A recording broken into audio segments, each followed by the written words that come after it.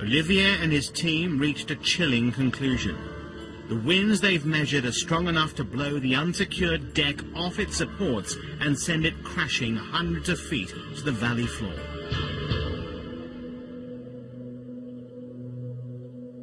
And then the nightmare began. On the 22nd of August 2003, 6 months into the deck launch, one of the launch systems failed, leaving the deck hanging in the wind. To make matters worse, the weathermen were predicting storms. So far, these massive pumping machines had worked perfectly. But the fact is they were prototypes, and due to the frantic schedule, they'd never been tested. The problem was that the non-stick Teflon between the sliding surfaces had ripped, and the friction generated was too much for the hydraulic rams to push against. Unfortunately, no one had planned on replacing parts of this monster machine mid-launch on the top of a massive concrete pillar. This was very bad news for the man who staked his reputation on this system. It was maximum stress, like poison in your mouth. You don't forget that. Re-examining their calculations, they realized the cause of the problem. They'd underestimated the forces between sliding surfaces, but they wouldn't be able to repair it without the necessary spare parts. The clock was ticking, and Marc Buonamo needed a solution fast. When Apollo 13 came back with that incident, the NASA engineers requested they did the inventory of everything there was on board to know how to fix it. The Millau team did an inventory. They realized that the other launching machines, not yet being used, could be stripped to provide the new Teflon surfaces they needed. Working all through the night, the team extended the access platform. This allowed them to take out the 5-meter-long, 2-ton steel wedges, replace the Teflon, and reassemble the launching machine. By 8 a.m. the next morning, it was ready to resume the launch. The rest of the week, the predicted storms arrived, and another set of launching machines wore out. So when the deck finally made it to the safety of the next pier, the team breathed a major sigh of relief. You don't forget that. I won't forget that for 4 hours I was really scared. The two decks continued their journey across the valley. Day after day, week after week for a full 14 months, they approached each other, millimeter by millimeter.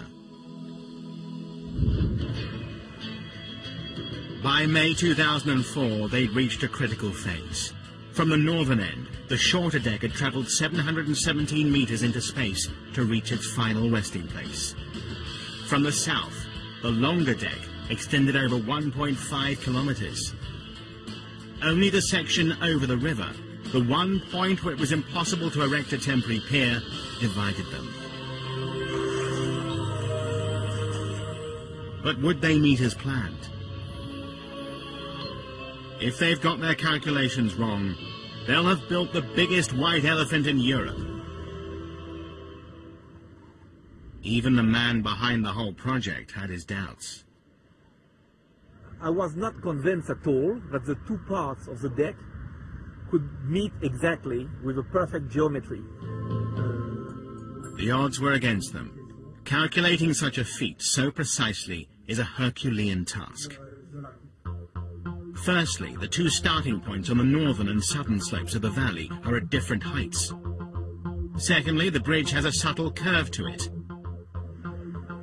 As a result, each steel panel which makes up the road deck had to be cut and welded with extreme precision. It would be an engineering triumph if they got these two sloping curved decks to meet as required. The team checked the weather reports. With the wind inside safety limits, they gave the go-ahead for the final push. The rams began to drive the deck's leading edge off the safety of Pier 3 towards its destination. At this point, A total of 21 launching systems needed to move at exactly the same moment to avoid disaster. If anything were to go wrong now, the man responsible would be Marc Buonamo. Everyone asked me, how can you be sure that it will go straight? So to be sure that they were going to the right place, I had a GPS put on the front, so I could see the gap between the theoretical and the real position. Over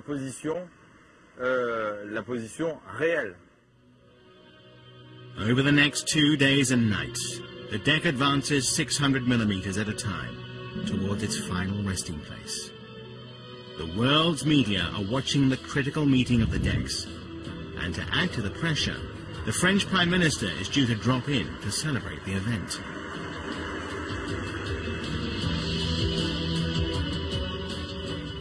The deck pushes forward, now with only centimeters separating the two sections. A magnum of champagne is hung between them to mark the moment. At last, union. The two massive steel decks have travelled high over this valley, a total of 2.5 kilometres, and when they check, they're aligned to within 1 centimetre. That's accurate to within 99.9999%. All the measuring, all the calculations have paid off. They've nailed it.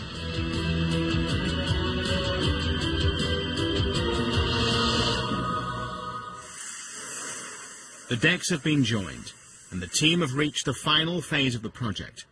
But there was still a race to meet the schedule, and their problems weren't over yet. Everyone could see the dramatic undulations in the flexible steel deck. Even some hardened bridge builders wondered about its structural integrity. It was a huge surprise for everyone. All the engineers said, we knew steel was flexible, but not that flexible. The team were relying on the pylons and cables to pull the deck straight. Each massive pylon is 90 meters high and weighs 700 tons, the equivalent of 85 London buses. Placing them in position on the slender deck, high above the valley floor, would go beyond anything ever attempted. Once again, Marc Buonamo had a plan. You know, the first people to make vertical pylons were the Egyptians.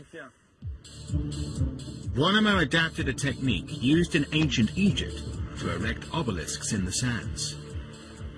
On top of the road deck, the team put up 2 enormous steel towers, both of them secured by cables and equipped with a hydraulic system capable of raising 1,000 tons.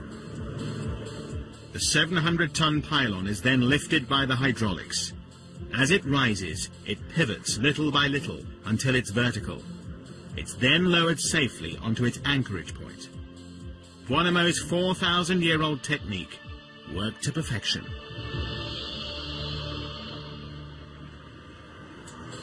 With all 7 pylons in place, the team could attach the cable stays that would straighten the rippling deck and give it the strength to cope with full traffic loads. They hoped. The weight of the roadway is now over 40,000 tons, the equivalent of a cruise ship, and the 154 cable stays should prevent it from sagging or collapsing. The strongest stays are made up of 91 individual steel strands and have a braking strength of 25,000 tons, strong enough to hold back 25 jumbo jets, all at full throttle. As the cable stays are tensioned, true to plan, the ripples in the road deck are pulled straight. Over the 2.5 kilometre deck, the ripples are now no larger than the size of a thumb. They're finally on the home straight. The road surface goes on, adding a further 10,000 tons to the load. That's like driving 153 battle tanks onto the deck. But before it could open to the public, the team needed to know the bridge is safe. It would have to pass one crucial test.